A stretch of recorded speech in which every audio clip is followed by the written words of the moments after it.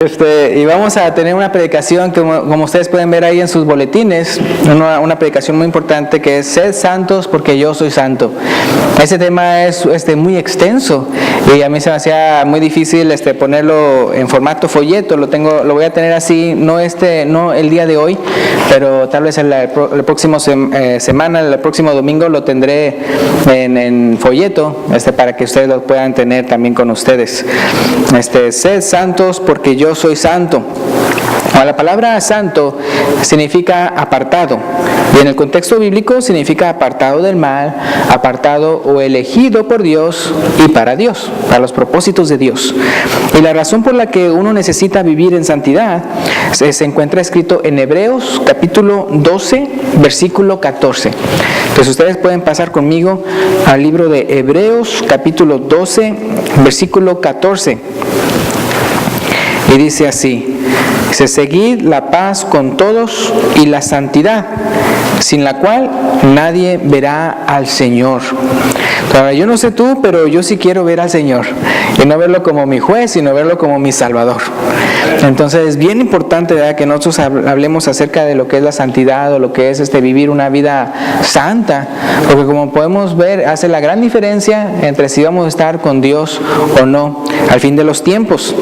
Ahora, primero que nada queremos mencionar cómo Dios es el que nos santifica, pero antes de que nos santifica, Él hace otras cosas. Para poder ser santos es necesario que Dios primero nos justifique. Es decir, que nos rectifique, es decir, que nos haga justos, porque somos pecadores. Entonces, primero es necesario que nos justifique y que nos redima de nuestros pecados, es decir, que nos rescate de nuestros pecados. Entonces, nos redima de nuestros pecados por medio de la sangre de su Hijo Jesucristo, ya que nosotros, ¿verdad?, nunca pudiéramos ser santos por nuestro propio esfuerzo, porque primero que nada tenemos que ser santificados por Dios. Ahora, si nos vamos a Romanos capítulo 3, versículo 23 y 24, Romanos capítulo 3, versículo 23 y 24, se nos menciona la realidad en la que nos encontramos nosotros y cómo la esperanza la tenemos en Dios. Romanos 3, 23 y 24 dice: por cuanto todos pecaron y están destituidos de la gloria de Dios, siendo justificados gratuitamente por su gracia, mediante la redención que es en Cristo Jesús. Entonces uno puede ver que aparte de esto no hay ninguna otra manera de ser justificado ni de ser redimido, sino solamente por nuestro Señor Jesucristo. Entonces es bien importante, ¿verdad?, porque no hay caminos, no hay otros nombres debajo del cielo dado a los hombres en que podamos ser salvos, sino solamente por su Hijo Jesucristo. Ahora, y una vez justificados y redimidos, también nos santifica. Si vemos ahí en Primera los Tesalonicenses, capítulo 5, versículo 23. Ahora, en esta primera parte estoy dando a entender cómo es bien importante, ¿verdad?, que cómo Dios obre de esta manera en nuestras vidas. Pero eso no significa que entonces nosotros nos quedamos sin hacer nada, sino que también vamos a ver esa parte. Pero primero que nada, ver quién es el que nos justifica, quién es el que nos redime y quién nos santifica. Primera a los Tesalonicenses 5:23 dice: y el mismo Dios de paz os santifique por completo, y todo vuestro ser, espíritu, alma y cuerpo sea guardado irreprensible para la venida de nuestro Señor Jesucristo. Entonces se trata de tener una santidad tal y cual que seamos hallados irreprensibles cuando venga nuestro Señor Jesucristo. Ahora, imagínense, estamos hablando de algo grande, de algo majestuoso. Ahora, no sé cuántos de ustedes han recibido tal vez a alguien, ya sea que hayan recibido a sus papás, que hayan recibido a su cónyuge, es decir, que fueron de viaje y que regresaron. Por ejemplo, el día de hoy había las hermanas aquí en la iglesia que fueron para Nueva York, y entonces hoy en la tarde van a regresar.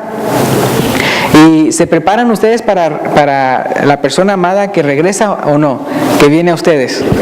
Ahora imagínense, acá estamos hablando de que Jesucristo viene y que nosotros debemos de ser hallados irreprensibles. A veces ni siquiera somos irreprensibles para las personas, ¿no? De repente ya llega ahora nuestro cónyuge o alguien de la casa y dice: Jule, mira, te dejé esos trastes para que los lavaras y no los lavaste, ¿verdad? Mira, la alfombra la dejaste igual de cochina, ¿verdad? Oh, mira, vea, los niños, ¿qué pasó, niños? Vea, yo les dije que hicieran su cuarto y está como me la dejaron, cuando yo me fui, y cosas así.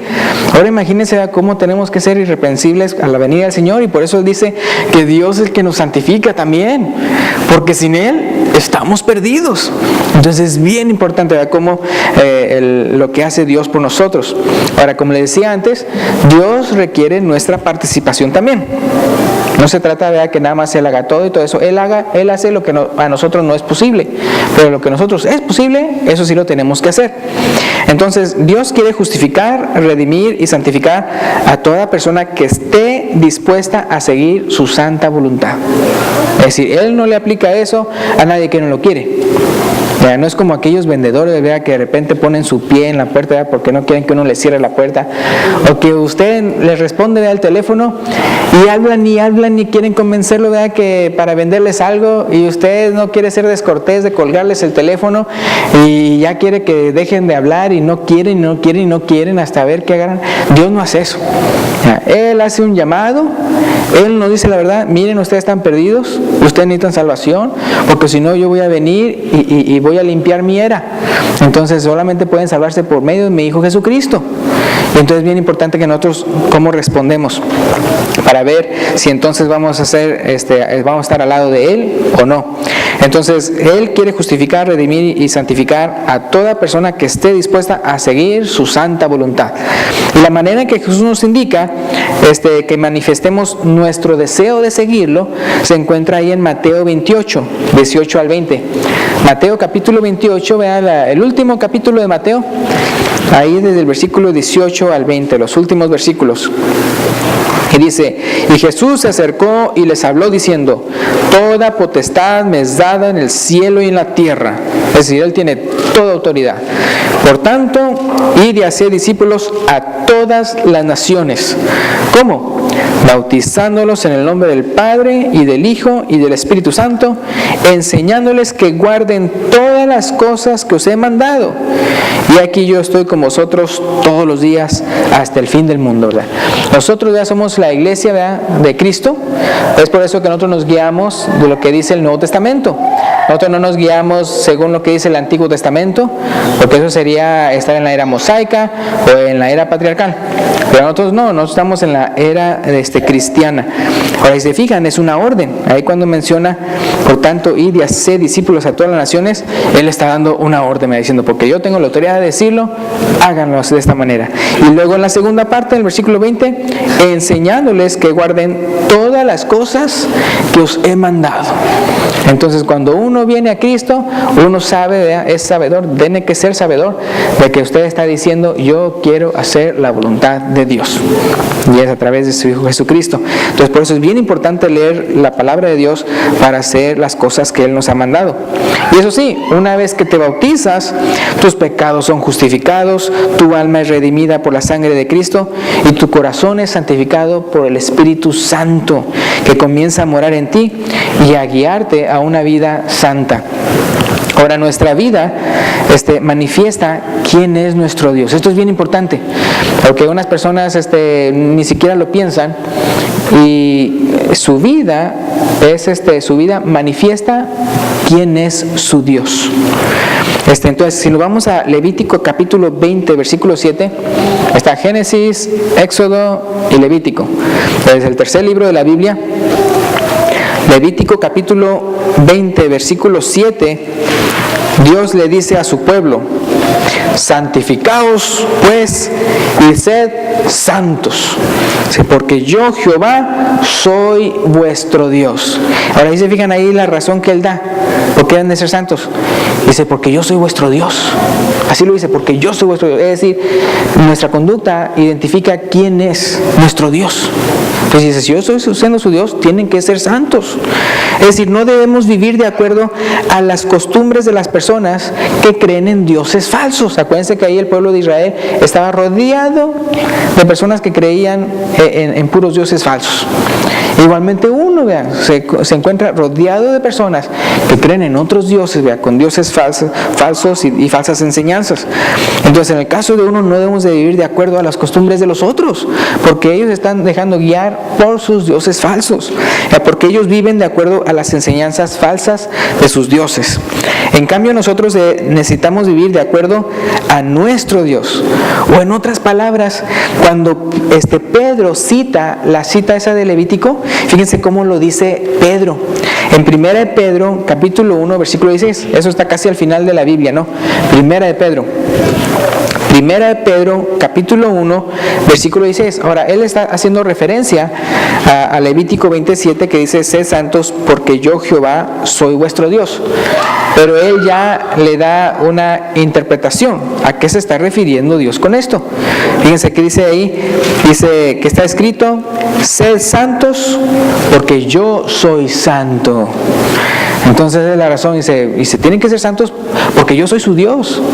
Y lo que está dando a entender es que yo soy santo.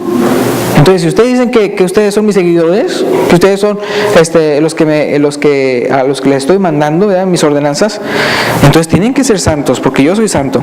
Entonces Dios quiere que quede bien claro que debemos vivir en santidad porque Él es santo.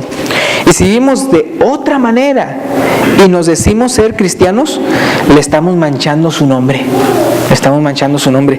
Fíjense, lamentablemente, 2 de Pedro 2:2 dice que eso sucede en unas iglesias por sus falsos profetas, sus falsos maestros. En 2 de Pedro, capítulo 2, versículo 2, dice exactamente que sucederá eso en muchas iglesias a causa de los falsos profetas y falsos maestros. Dice: y muchos seguirán sus disoluciones, por causa de los cuales el camino de la verdad será blasfemado. Es decir, mira, estos se dicen ser cristianos, pues ¿a qué Dios están siguiendo? Mira, me refiero si esa persona que se dice ser cristiano está comportándose mal. Y es cierto, no es cierto que de repente, por ejemplo, si usted es vamos a decir que usted tiene una pareja, es decir, un cónyuge, y que el cónyuge no es cristiano, usted lo es. Pero ¿qué tal si de repente, en vez de comportarse bien con su cónyuge, llega a su casa y le dice: mira, estás igual, estás borracho, y mira, no haces nada, no te digo, ¿verdad? Deben ser como nosotros, ¿verdad?, que vamos a la iglesia y todo eso. Empieza a predicarle, ¿no? Pero no con el ejemplo, sino con pura palabra.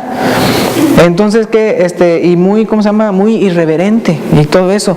¿Qué va a decir la persona que no es cristiana? Va a decir: ¿qué? ¿Eso te enseñan? ¿Eso te enseñan en la iglesia? ¿A hacer así?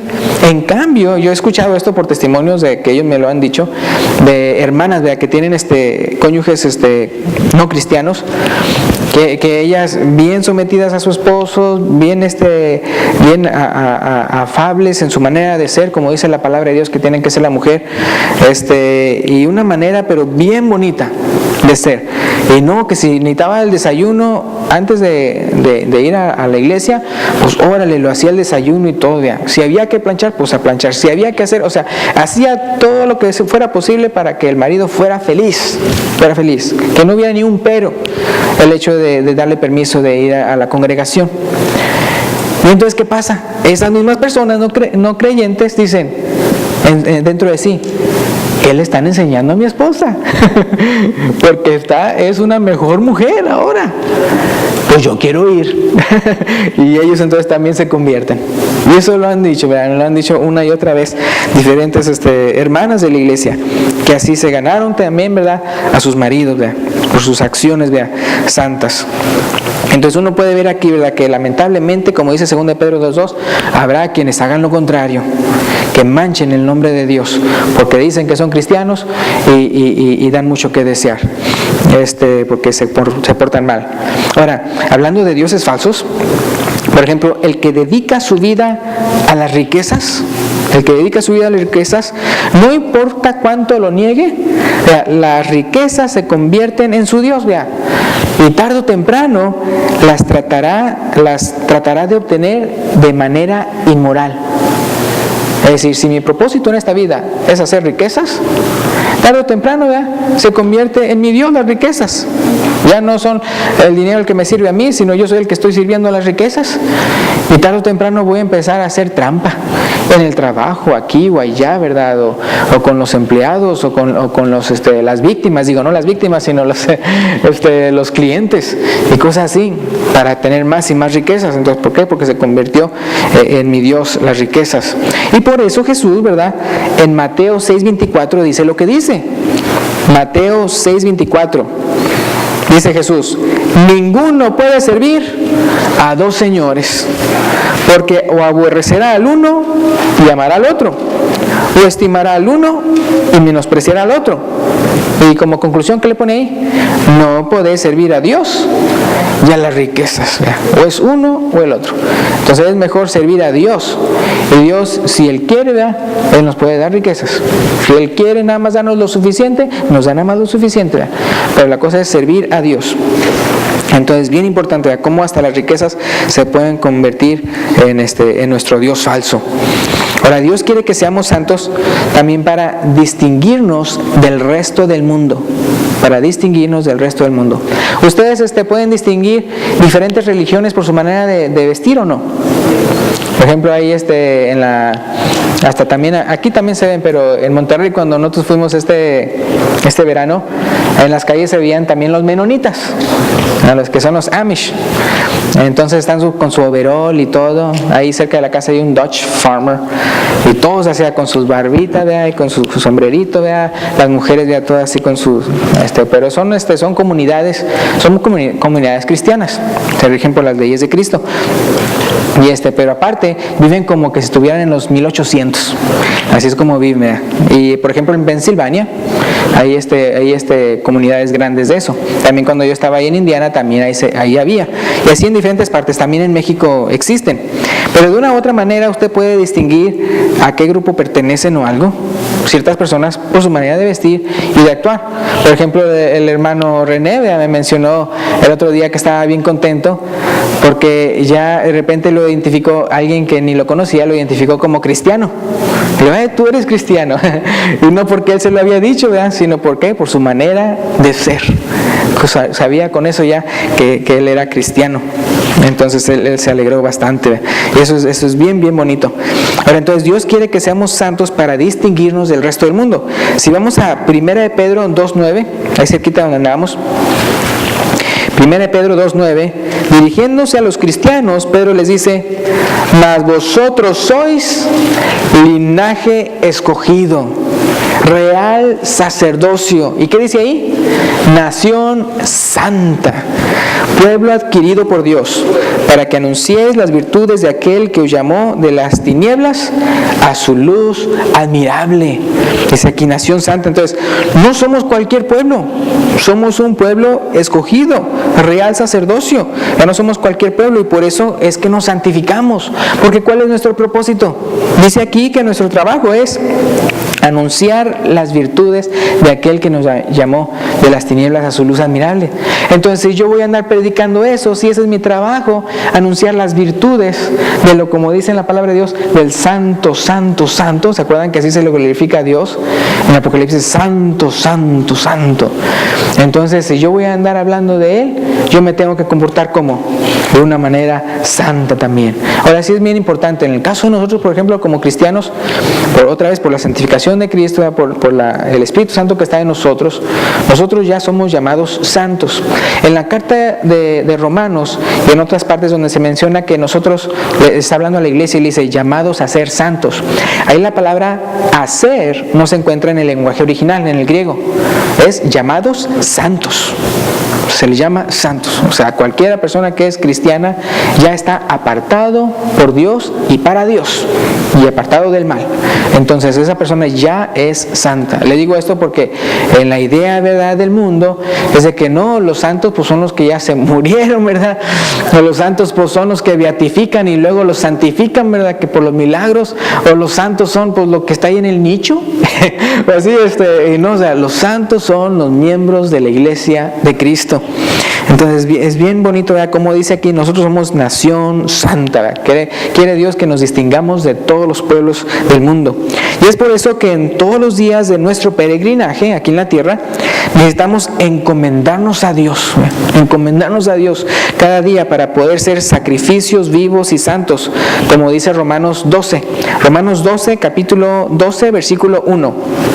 Usted también puede leer el versículo 2, pero voy a leer nada más el versículo 1. Romanos 12, 1.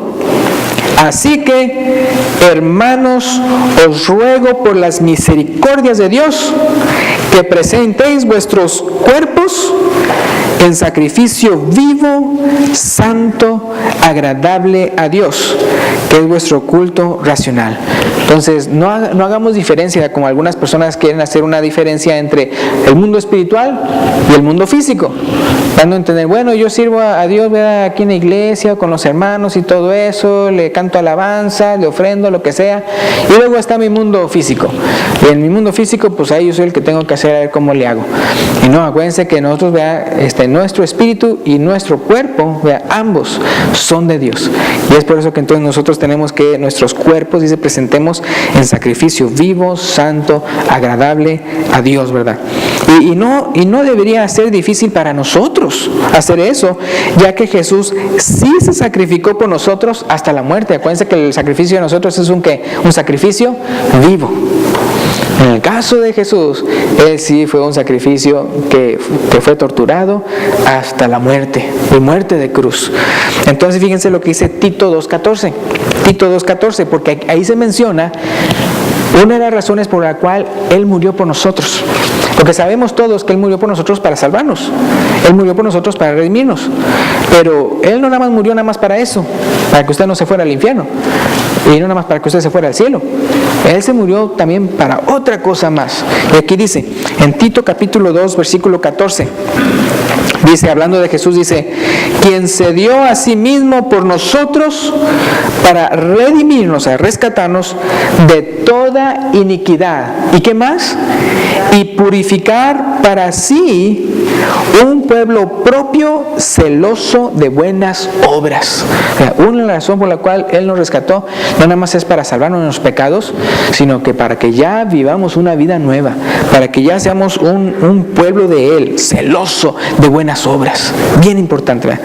Ahora, Cristo quiere casarse con una iglesia santa. Cristo quiere casarse con una iglesia. Hay unas personas que dicen, ¿y por qué cuando Cristo estaba aquí en la tierra, por qué no se casó, verdad? Como pues normalmente lo hacen las personas, ¿por qué no se casó? Digo, no tiene nada de malo casarse y todo eso.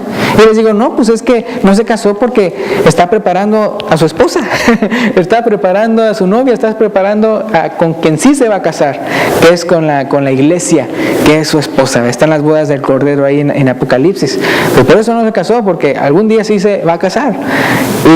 Y nosotros, ya, si somos firmes, se va a casar ¿con quién? Con nosotros, ya, con su iglesia.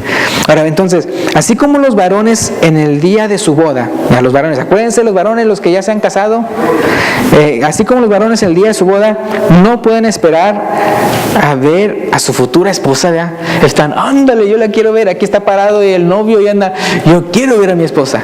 Y la esposa, no, porque es mala suerte. Pero eso son mentiras, ¿ok?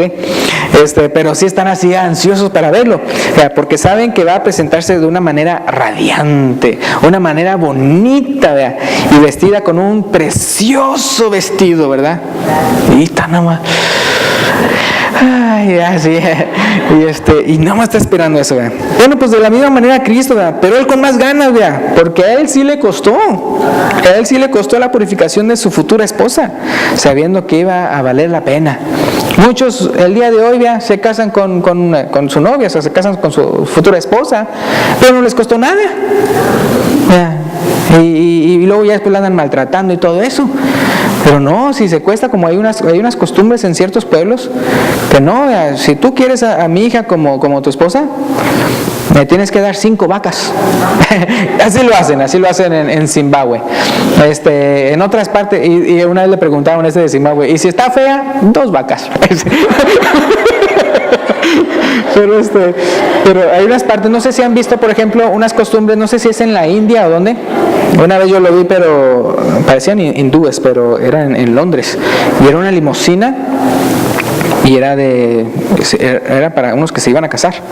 Y estaba el novio y estaba la novia. Y adentro, ¿verdad? Y se veía ella llena, no nada más así como aquí que es blanco y todo, sino como con monedas y joyas y todo eso.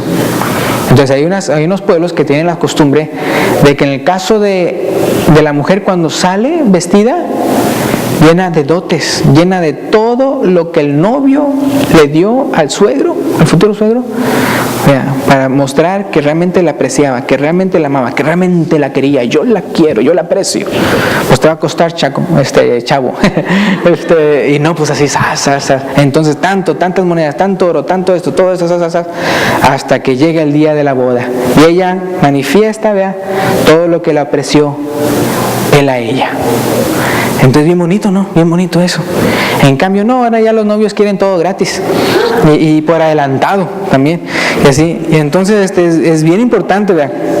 Ver que como en el caso de Cristo, a él sí le costó. Y vamos a Efesios 5. Para Efesios 5, para no salirnos del tema, voy a leer del 25b, es decir, de la segunda parte del 25, para no salirme del tema. Y el versículo 27. Entonces, es decir, voy a empezar ahí en el versículo 25 donde dice Cristo, donde dice en medio del versículo que dice Cristo, porque quiero que se quede claro esto bien importante. Dice Efesios 5, empezando de en medio del versículo 25, donde dice Cristo, dice, fíjense, Cristo amó a la iglesia y se entregó a sí mismo por ella para santificarla. Haz de cuenta, quiten ahí el versículo 26 en el sentido de que no le tomen en cuenta, porque acuérdense que antes era todo seguido, no estaba dividido en versículos ni capítulos. Entonces, para que lo lean así como debe ser, Cristo amó a la iglesia y se entregó a sí mismo por ella para santificarla. Dice, habiéndola purificado en el lavamiento del agua por la palabra, a fin, o sea, con este propósito lo hizo, de presentársela a sí mismo una iglesia gloriosa, que no tuviese mancha, ni arruga, ni cosa semejante, sino que fuese, ¿qué? Santa y sin mancha. Entonces, Él hizo todo eso por ella para presentársela a sí mismo. Una iglesia gloriosa, sin mancha, sin arruga, sin cosa semejante, sino santa y sin mancha. Así como dice que Él, para purificar para sí mismo un pueblo propio, celoso de buenas obras, así también, ¿verdad?, una esposa que fuera santa y sin mancha. Y como dijimos antes, para que Él te santifique específicamente a ti, o sea, para que tú seas parte de esa esposa, es necesario que te bautices, ¿verdad?, para el perdón de tus pecados y recibir el don del Espíritu Santo, ¿verdad? De esta manera serás parte de la iglesia con la que Cristo se va a casar, ¿verdad? Pero eso sí, mantente firme viviendo una vida santa. No digas, ya me bauticé, pues ya soy salvo, ya la hice. No, tienes que mantenerte en una vida santa, en una vida apartada del mal. Y ese gran día de las bodas del Cordero, habrá una gran multitud que diga lo siguiente. Si pueden ir conmigo, Apocalipsis 19, 7 y 8. Apocalipsis 19, 7 y 8. Estas son las palabras que la gran multitud va a decir en las bodas del Cordero. Apocalipsis 19, 7 y 8. Dice, gocémonos y alegrémonos y démosle gloria, porque han llegado las bodas del Cordero y su esposa se ha preparado. Es necesario que nosotros nos preparemos. Versículo 8. Y a ella se le ha concedido que se vista de lino fino, limpio y resplandeciente, porque el lino fino es las acciones justas de los santos. Es bien importante, ¿verdad?, como para nosotros, ¿verdad?, la santificación que hizo Cristo a nosotros, ¿verdad?, a través de su muerte redentora. Y luego aparte, ¿qué cosa más? ¿Qué es el lino fino resplandeciente? ¿Qué representa? Las acciones justas de los santos. Es decir, Dios sí quiere que nosotros también hagamos por nuestro lado de vivir una vida santa. No se vale de que de repente ahí nos limpie y de repente nosotros nos ensuciemos. ¿Así han visto esas novias que de repente se ensucian en su boda?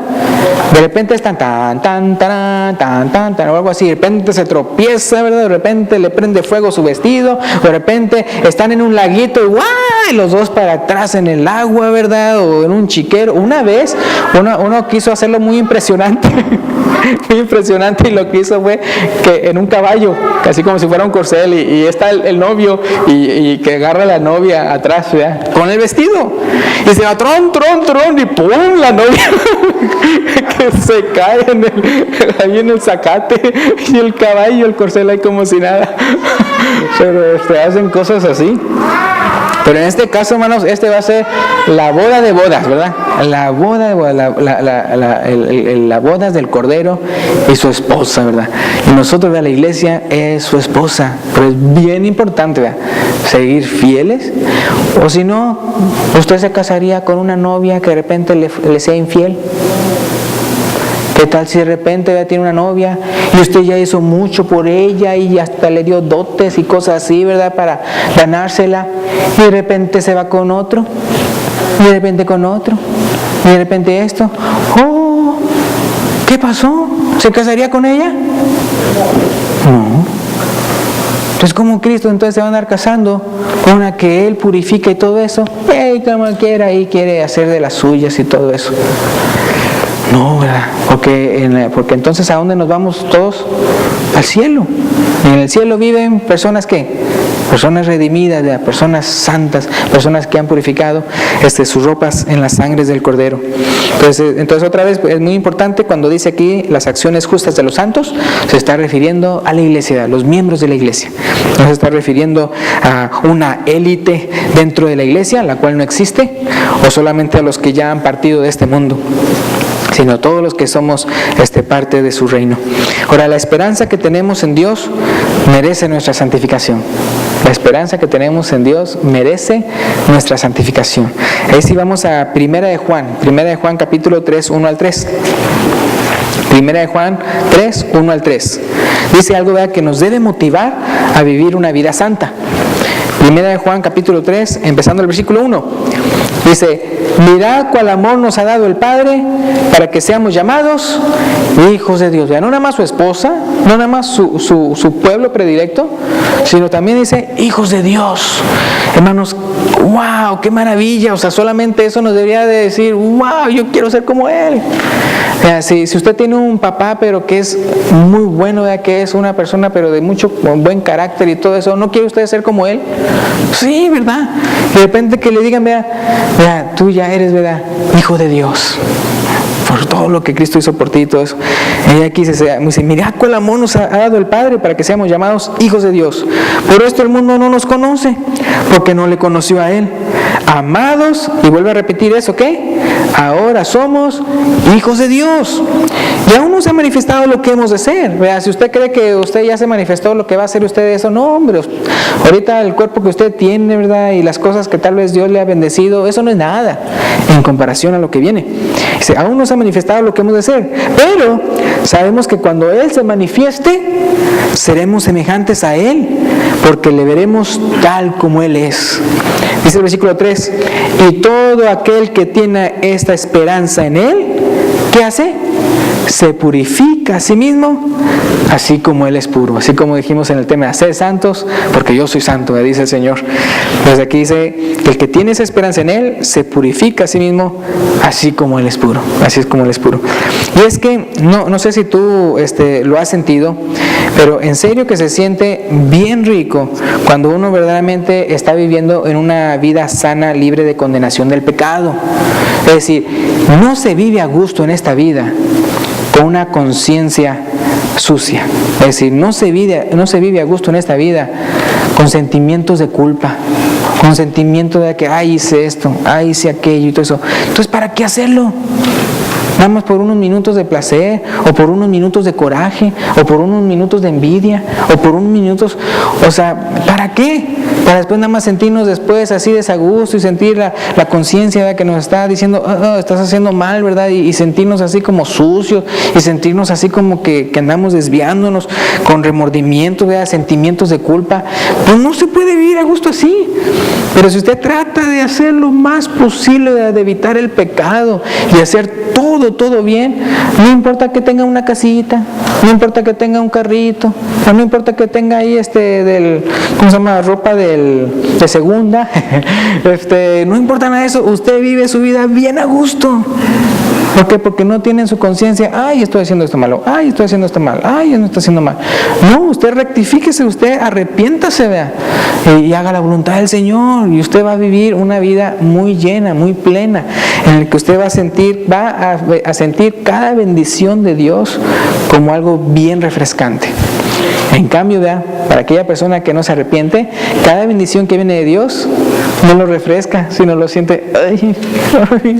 Es como cuando entonces como marido y mujer, si uno de los dos no se está portando bien, y el otro, ay, mi amor, y ay, cómo te quiero, y ay, y así todo eso, y el otro ahí con la conciencia sucia. Mejor dame una cachetada, eso me haría sentir mejor, ¿verdad? Porque hay unos que son así, ¿verdad? Sí, que se enoja conmigo, pégame y todo eso. Me acuerdo una vez había a quien estábamos visitando con la palabra de Dios, que estaba diciendo, ¿verdad? Que la hermana, la que sí era cristiana, decía, mi hija, y era una hija grande, y tenía a su esposo bien delgadito. Y decía, ay, mi hija se porta mal porque le pega a su esposo, ella le pegaba a él. Y estaba él así ahí. Y decía ella, no sé, pues acá, él le gusta que le pegue, así, porque hacía cosas malas, él, y pues ya le daba un sopetón, ¿verdad? Y a él se sentía como que ya cumplí, ¿verdad? mi condena, ¿no? Entonces por eso le digo, para una persona que tiene una conciencia ahí sucia, una conciencia de que no está bien con el Señor, y viene bendición y bendición y bendición de Dios, uno lo siente peor porque dice, ay no, es que yo sé que estoy mal. Entonces por eso mejor quítese de hacer cosas malas y goce la vida en santidad. Ahora, pensando en lo anterior, veamos 1 de Juan 3, 19 al 24. 1 de Juan, capítulo 3, versículo 19 al 24, dice, y en esto conocemos que somos de la verdad y aseguraremos nuestros corazones delante de Él. Pues si nuestro corazón nos reprende, ¿qué dice ahí? Mayor que nuestro corazón es Dios, y Él sabe todas las cosas. Versículo 21, amados, si nuestro corazón no nos reprende, confianza tenemos en Él. Ahora consta que está hablando de un corazón que ya es un corazón cristiano. Está hablando de cristianos, porque acuérdense que la palabra de Dios dice que está lo que es la conciencia torcida, que a lo bueno dicen malo y a lo malo dicen bueno. Por esa persona él no va a sentir ninguna pena haciendo cosas malas. Pero entonces aquí estamos hablando de una persona que ya es cristiana. Entonces, amados, pues dice, si nuestro corazón no nos reprende, ¿verdad? Es un corazón que ya está guiado por el Espíritu Santo, confianza tenemos en Dios, ¿verdad? Y cualquiera cosa que pidiéramos, la recibiremos de Él. ¿Por qué? Porque guardamos sus mandamientos y hacemos las cosas que son agradables delante de Él. Así de claro. Versículo 23. Y este es su mandamiento, que creamos en el nombre de su Hijo Jesucristo y nos amemos unos a otros como nos lo ha mandado. Y el que guarda sus mandamientos permanece en Dios y Dios en él. Y dice ahí, lo subrayé lo que sigue. Y en esto sabemos que Él permanece en nosotros. ¿Por qué cosa? Por el Espíritu que nos ha dado. Ese Espíritu que nos está guiando. Ese Espíritu que dice, no hagas esto. Ese Espíritu que nos dice, no te ves por ahí, haz esto. Entonces Él nos guía de ahí. Nos guía también por la palabra de Dios, el cual fue inspirado por el Espíritu Santo. Ahora ya para terminar, quería nada más mencionar cómo una vez que uno es cristiano, procura tener un hogar cristiano, un hogar santo. Procura tener un hogar así. Una vez que te haces cristiano, aléjate de todo ambiente malo. Procura siempre asistir a las reuniones de la iglesia y crea un ambiente sano en tu hogar. Para que sea de esos hogares en los cuales las personas quieren ir al hogar. No salir de él, sino que quieren ir al hogar. Ora con tu familia, lee la Biblia, aplica tu vida a los mandamientos que aprendiste de Jesús, de ahí de la Biblia. Escucha cantos cristianos, mira videos con mensajes de la palabra de Dios, cuelga cuadros con versículos de la Biblia, invita a hermanos de la iglesia para que también se edifiquen mutuamente, enséñales la voluntad de Dios a tus hijos, si es que Dios te los ha permitido tener, y créales el hábito de la lectura bíblica a tus hijos. En 2 Timoteo capítulo 3, 14 al 17, con esto terminamos. Esto es bien importante, que nosotros no nada más tratemos de vivir una vida santa, sino que creamos en una atmósfera en la casa de santidad. Una atmósfera pero bella, bonita, de paz y tranquilidad y en santidad. Es bien importante eso.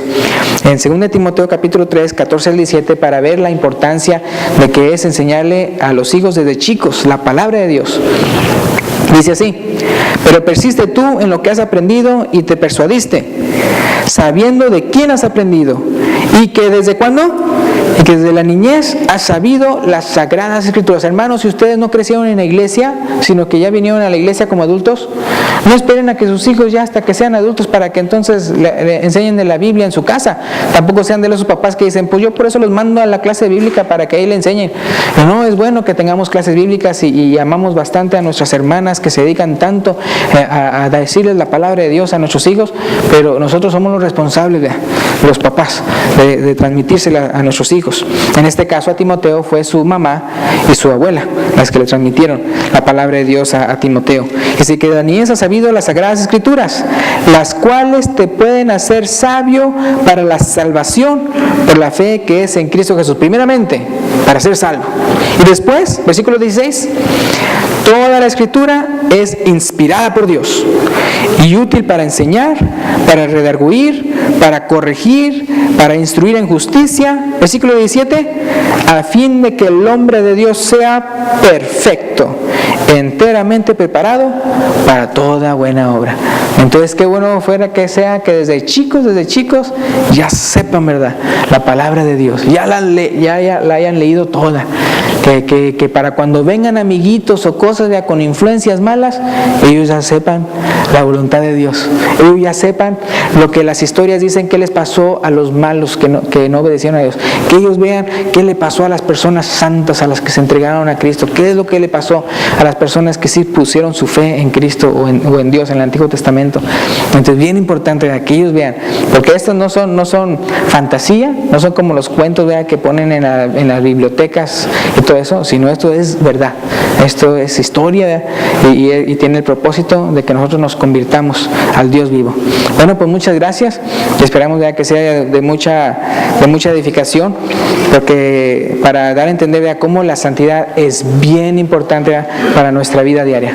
Gracias, y si hay una persona aquí que no ha hecho en primer lugar el primer paso, de que es de arrepentirse y bautizarse para entonces empezar una vida de santidad, entonces puede también pasar al frente, ¿verdad?, el día de hoy, si así lo desea. Gracias y Dios los bendiga.